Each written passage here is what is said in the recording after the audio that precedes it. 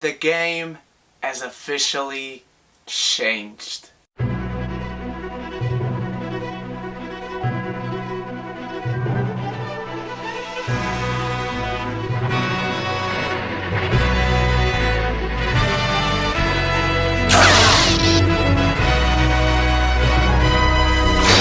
Welcome, my beautiful geekies, to the review for the second episode of Westworld. As I said in the intro, the game has officially changed. The world build on the series continues to be perfect. I love the world building on this show. We see levels to the characters, levels to the world. We find out that what we understood last week, it's not necessarily right, but we find out that there are many more layers in this world, in this universe, on this show. Just take this quote from Ed Harris's character with you. There is always another level. And let's start with him because he's still the most interesting character in this world.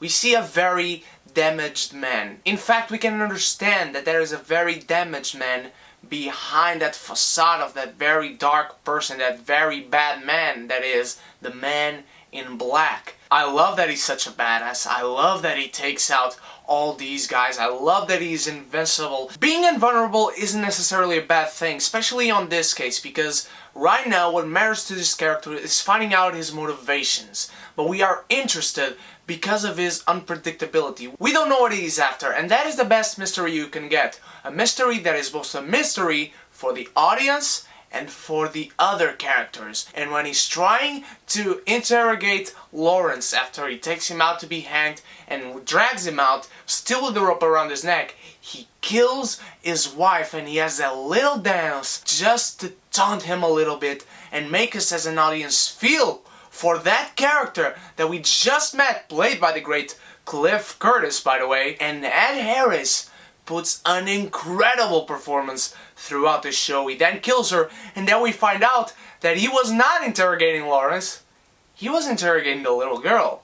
And that is only one of the best scenes in this episode.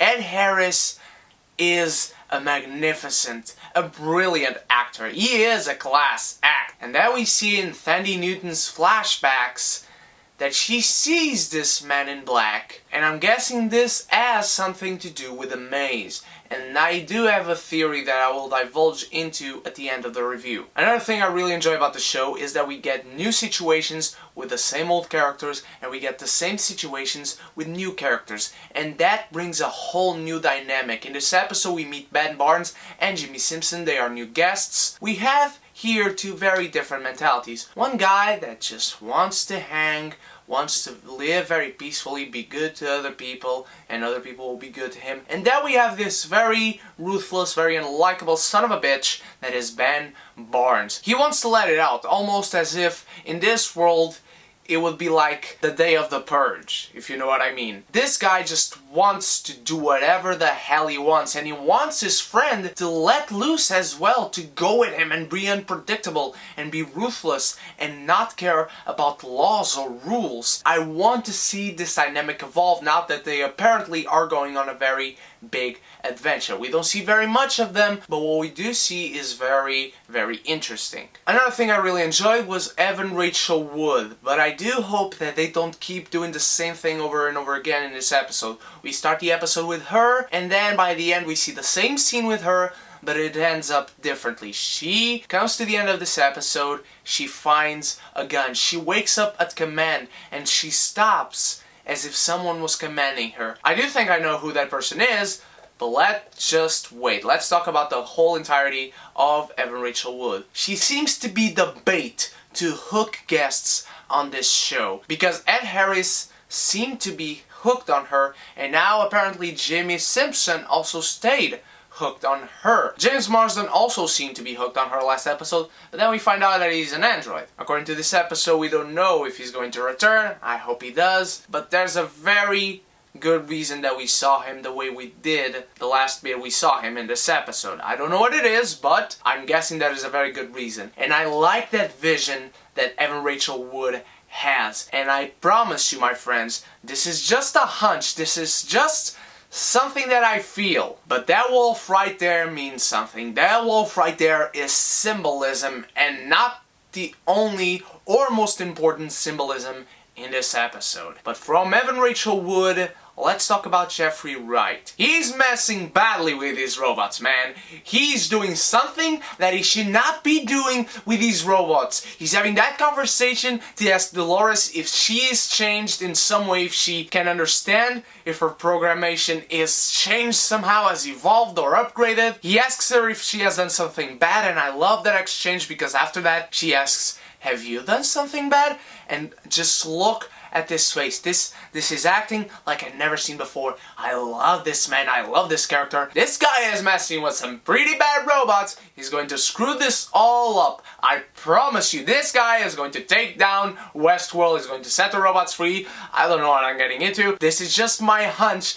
This guy is doing something he shouldn't. This guy is doing something that Anthony Hopkins doesn't know about. Speaking of that, let's return a little bit to Ed Harris, because right after that we see a scene of Luke Hemsworth as the bodyguard or whatever his function is here. They see that Ed Harris is killing everyone around. He's killing everyone that he wants to in search for the maze. But then as one of the employees asks if Luke Hemsworth wants to stop Ed Harris, he says, "That man can do whatever he wants." I don't know if that's fear or that it has something to do with the fact that Ed Harris in this episode says that he was born in this park.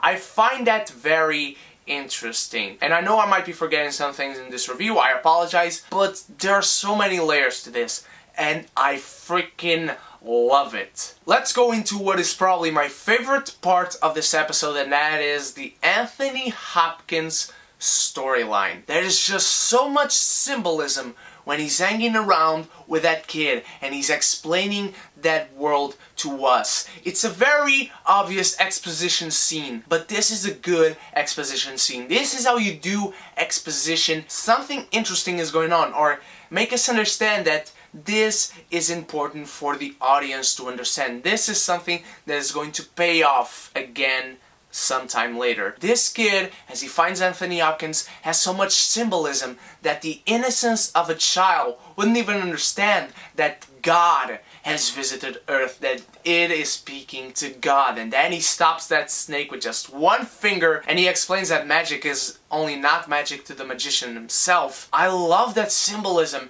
And then we are always talking about these storylines throughout this episode, and we have this guy making a whole brand new Western adventure, and it really isn't that original until Anthony Hopkins comes and he says that he has a new big idea, and he takes Jeffrey Wright to the park. What I'm guessing is that he's going to introduce religion for the first time to these robots.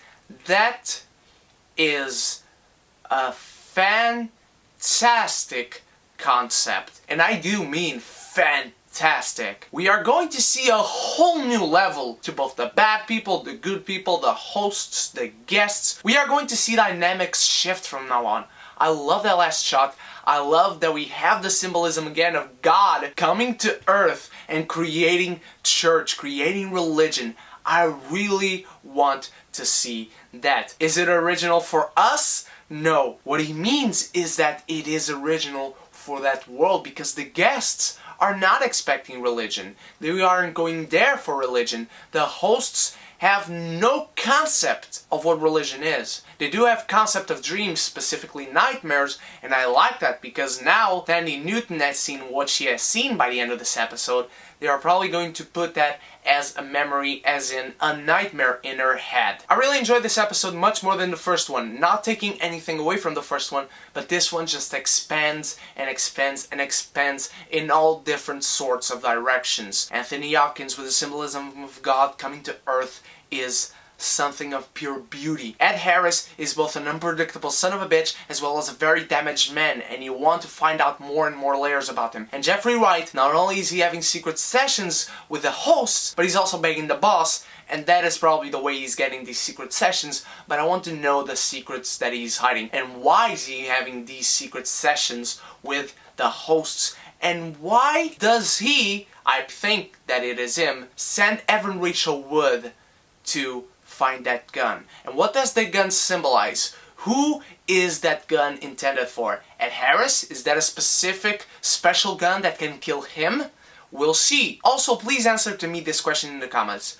Was I the only one that got the vibes that that kid was Anthony Hopkins? Because we are probably going to diverge into much more of this world, probably only in the second season. But with the flashbacks of Thandie Newton and what Ed Harris is looking for, and how the robots are always being replaced, and how we see some things that we have already seen, and we see same things with different characters in different situations, we see characters dying, and what that symbolizes, maybe, are we probably looking at people inside this world in different times? Are we seriously looking at Ben Barnes and Jimmy Simpson meet Dolores in one time frame, and then 10 years later comes Ed Harris, who could very well be, if the timeline theory is right, one of either Ben Barnes or Jimmy Simpson in the future? I do not know, but that would be a mind fuck of a concept. Those are my thoughts and analysis and review on Westworld Episode 2, Chestnut. Curious how we didn't see a single chestnut. But now the important part is that you geekies let me know what you thought of the episode. Did you like it? Did you not? What are some of your theories? Let me know in the comments below, and let me know if you agree with some of mine as well. Also, don't forget to ask me anything you want about anything you want in the comments below with the hashtag DocStrange Q&A, and of course you might win something on that giveaway. Tomorrow I'm going to Iberani Porto, so if you are there, come say hi. Of course, I would always love to meet you guys. I will be there, so just come say hi. And of course, if you enjoyed this review, give it a like, and if you are not a part of the beautiful geeky community, what are you waiting for? Subscribe and join us so you can be geeky united! Thank you so much for watching, my beautiful geekies. You are the best. I love you guys so much. I hope you know that. Stay beautiful, stay geeky, cheers!